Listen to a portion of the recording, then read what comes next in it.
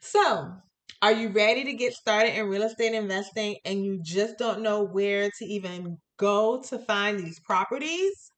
Well, I am going to share with you my top 5 ways of how I find properties. If you're new here, welcome to my channel. I'm Gia, a full-time real estate investor, wife, mom, and a working professional who's transitioning into the soft life, if you will. I am focusing on generational wealth and building that lifestyle of happiness one day at a time. So, welcome to my channel and thank you for stopping by.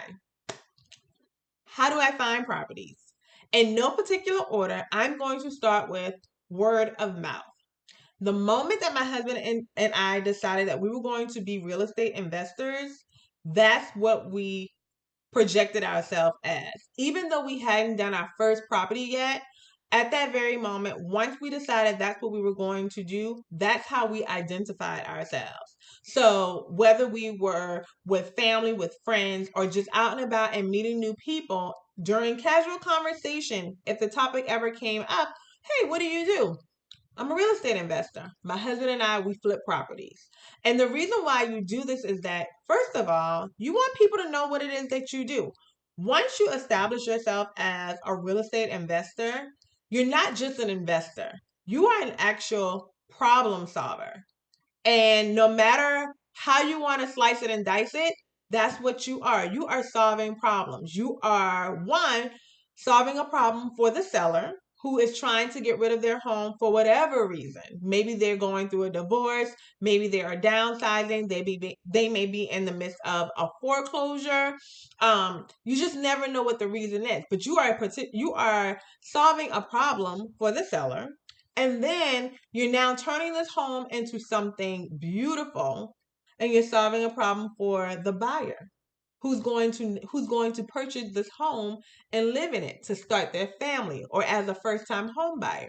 So you are a problem solver on both ends, right? So that's something that you want to be proud of, and that's something that you want to tell people. You never know who you may run into. You never know what situation may be going on in the conversation. And by you just simply saying, hey, I'm Gia, a real estate investor. My husband and I, we flip properties. You may never know what problem you will solve just by casually stating what it is that you do and who you're talking to. The second way of finding real estate properties: join other real estate investor groups. There's a ton of real estate investor groups in my local area that I am part of. They have meetings. Some of them have monthly meetings, others have quarterly meetings. But this is a good way to network and also build relationships with people who are in the same industry as you. You just never know what type of opportunities may come across.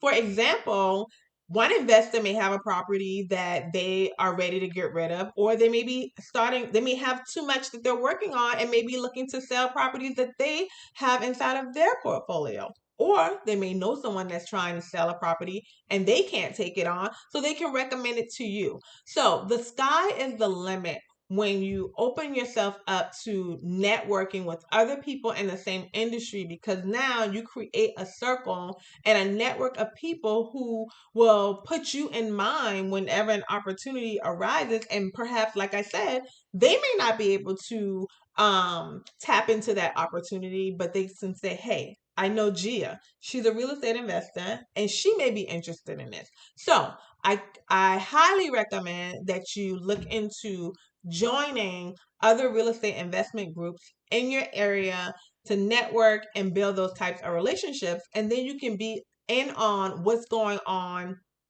in your area or in the area that you decide to invest in. If you decide not to invest in your local area, I highly recommend joining real estate investment groups in the area that you decide to invest in. Investors. Number 3, realtors. Realtors who are investor friendly are a really great resource. Actually, I was able to get 2 of my properties through a realtor who knew someone that was trying to sell a house, right? Again, we were coming in to save the day. We were problem solvers. And so they had us in mind about a property that they were aware of. And we was like, hey, let's take a look at it. And so I highly recommend, and we'll talk about this in another video in terms of your team, but I highly recommend having good relationships and finding realtors who are investor friendly. Foreclosures, pre-foreclosures, and auction sales is my number 4, right? So there are different types of databases as well as the web that you can go online and research about houses that are up for pre-foreclosure, that are being foreclosed on, and that are actually going up for sale through an auction. So I highly recommend doing your research to look and see into your county as well as city to see what houses are coming up for sale, and you can actually bid on those houses and grab them. These houses actually end up being very minimal price too, very good prices, right? So because all of these houses are off market, right? Now what condition it may be in, I'm not sure, but you have to do your research, you have to do your due diligence. But I highly recommend tapping into the web, researching online, finding out what houses are up for pre-foreclosure. There, like I said, there are several databases that you can look into. One of the platforms that I look into is PropStream. They're a really good resource when researching properties in general, especially properties that are coming up that are pending pre-foreclosure as well as foreclosure. And then lastly, which is one of my favorites, is driving for dollars. Driving for dollars is exactly what it sounds like. You are driving around a neighborhood and you are looking for distressed properties. The whole goal in real estate investing when you're just starting out is to invest in houses that are distressed. Invest in houses that need some TLC so that you can put some forced equity into that home and then sell it at um at a phenomenal price, right? So that you can at a profitable price.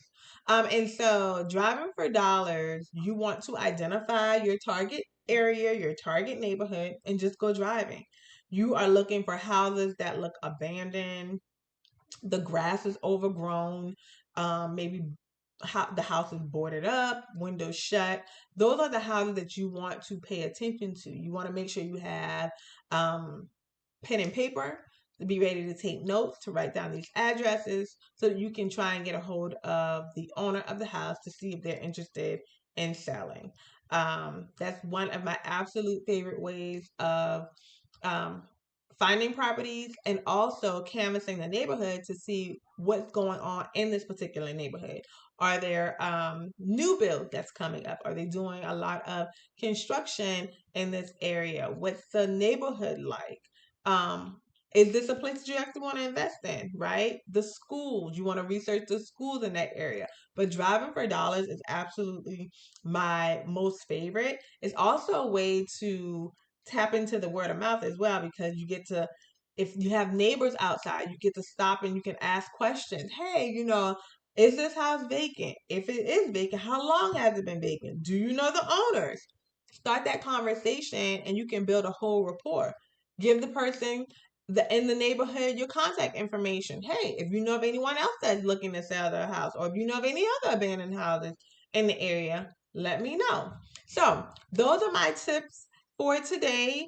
If you are looking into investing in real estate and you are feeling a little defeated because you just don't know where to start when it comes to finding properties, again, those are my 5 tips, my 5 top ways of finding property. Again, join a real estate investment group, word of mouth, realtors that are investor friendly, for going to an auction sale for foreclosures and pre foreclosures, and driving for dollars. I hope you found this video very helpful and useful, and stay tuned for my next video as we talk about how to fund your properties.